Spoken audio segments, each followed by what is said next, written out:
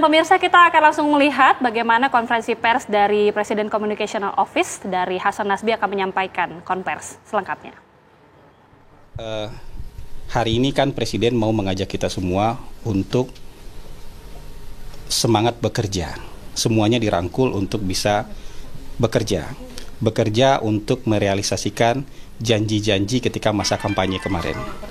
Ya, ada Astacita, ada 17 program prioritas, ada 8 program hasil terbaik cepat, dan sebenarnya ada lebih banyak lagi program-program yang ada dalam buku visi misi ketika kampanye. Jadi Presiden mengajak kita semua nih, hari ini sama-sama, semua pendukung Presiden, ayo kita kerja mewujudkan janji-janji ketika masa kampanye kemarin.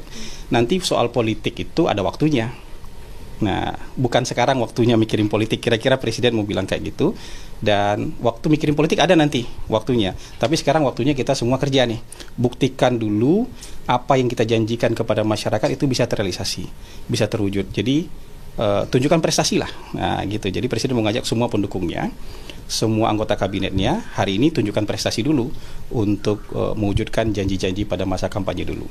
Kalau urusan politik adalah waktunya nanti, menjelang pemilu adalah urusan politik nanti waktunya, kan kira-kira begitu. Bapak izin Pak, mungkin klarifikasi penggusuran SLB Pak di Pajajaran Badung Pak, ini kan dinarasikan untuk digusur dan diganti sekolah rakyat Pak, mungkin bisa klarifikasi dari pemerintah Pak seperti apa? Sebenarnya kan pemerintah sudah berikan klarifikasi, Kementerian Sosial, pemerintah Provinsi Bandung sudah, Provinsi Jawa Barat sudah memberikan pernyataan yang tegas bahwa tidak digusur, tapi kawasan itu sedang dibangun ulang. Jadi kalau kawasan itu dibangun ulang nanti menjadi sebuah sekolah inklusif. Jadi sekolah rakyat ada di sana, SLB juga ada di sana. Sekarang SLB itu ketika masa dibangun, tentu SLB itu harus dicarikan tempat yang baru sementara, untuk sementara, hingga itu sementara. Tapi memang perlu kita kawal nih teknisnya di lapangan. Pemerintah minta tempat relokasi sementara pun harus layak, harus bagus, harus bisa mendukung kegiatan anak-anak spesial ini, anak-anak berkebutuhan khusus yang bersekolah di sana. Jadi bukan tempat darurat gitu, tapi tempat yang juga layak untuk mereka bisa sekolah di sana. Jadi walaupun itu sifatnya sementara, tetap harus dengan kondisi yang layak bagi mereka. Lokasinya sudah ditentukan, Pak?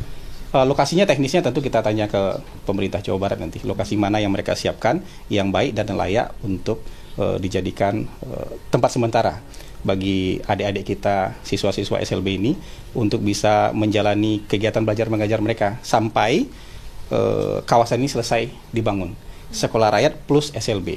Jadi nanti akan ada tidak hanya SLB di sana, tapi ada juga sekolah rakyat di situ. Berarti SLB dan sekolah rakyat ya, Pak? SLB dan sekolah rakyat di lokasi yang sama, SLB dan sekolah rakyat. Pernyataan Menkes yang bilang gaji 15 juta lebih pintar daripada gaji 5 juta ini kan dianggap empati ya, Bang. Ada tanggapan nggak? Bisa ditanyakan kepada Pak Menteri Kesehatan nanti kayak gitu. Kan saya nggak bisa membahas pernyataan satu persatu ya. Bisa tanyakan ke Pak Menteri Kesehatan nanti. Bang Hasan, PDIP tuh minta kadernya untuk menyelaraskan program dengan pusat, tapi tetap kritis untuk check and balances. Istana menanggapinya gimana? Ya bagus itu ya. Jadi ada arahan untuk kepala daerah untuk menyelaraskan program pusat dengan pemerintah di daerah itu. Justru sangat bagus ya. Jadi kita optimis justru malah nanti akan nyambung nih program-program dari pusat dengan program-program dari daerah itu akan nyambung. Nah kalau kritis kan ada ranahnya di DPR ya, maksudnya itu tuh tidak bisa kita anggap sebagai sesuatu hal yang buruk yang kritis itu. Yang kritis di mana? Di DPR kan ada kader-kader partai juga dan mereka bisa melakukan pengawasan, mereka bisa melakukan pemantauan supaya program-program yang memang dijanjikan ini bisa terlaksana sebaik mungkin. Jadi kalau pemerintah itu kan dari atas sampai ke bawah itu kompak. Tempatnya kritis itu adalah di DPR. Nah, jadi kalau yang di DPR mau kritis kan nggak apa-apa, sah-sah saja gitu. Jadi kira-kira begitulah. Saya rasa ini positif. Untuk pergantian cat Presiden Pak mungkin ada makna tersendiri Pak atau seperti apa? Diulang lagi. Boleh Pak. Ini terakhir ya, terakhir ya. Konfirmasi soal Jaksa Agung aja Bang. Jaksa Agung ada yang infoin katanya mau di reshuffle, itu benar nggak? Saya belum bisa kasih pernyataan soal itu tuh. Nanti ini aja. Saya nggak bisa kasih pernyataan lah soal itu ya. Soal itu kan nggak jelas sumber informasinya gitu. Jadi menanggapi yang sesuatu yang nggak jelas itu saya ini. Tadi yang soal apa? Cat pesawat kepresidenan. Diulang lagi. Ini pesawat yang dipakai oleh Presiden Prabowo itu adalah pesawat pribadi beliau sebelumnya.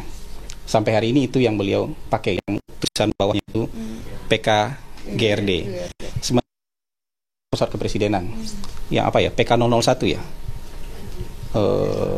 Lambungnya apa tuh yang di bawah itu tuh. Ada pesawat kepresidenan sebelumnya yang lebih dominan merah, kemudian sekarang disamakan cat dan desainnya.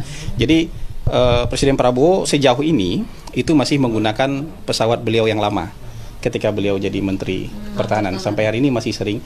Nah, pesawat ini disamakan desainnya supaya jadi pesawat cadangan. Jadi kalau misalnya ini lagi maintenance, nanti lagi nggak bisa dipakai, pesawat dengan desain yang sama, jadi orang akan kenal bahwa ini adalah pesawat kepresidenan Republik Indonesia. Jadi kira-kira kan sekarang dominannya putih ya, garisnya garis merah. Jadi sama nih, mirip desainnya. Jadi nanti supaya bisa digunakan sebagai cadangan gitu. Jadi supaya nggak beda-beda warna dia, tetap pesawat yang dikenal orang sebagai pesawat kepresidenan gitu. Kira-kira gitu. Itu udah ada Bang. Itu kan maintenance biasa aja ya.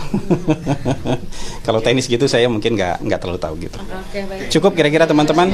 Baik, terima kasih ya. Terima kasih banyak ya. Sehat-sehat selalu.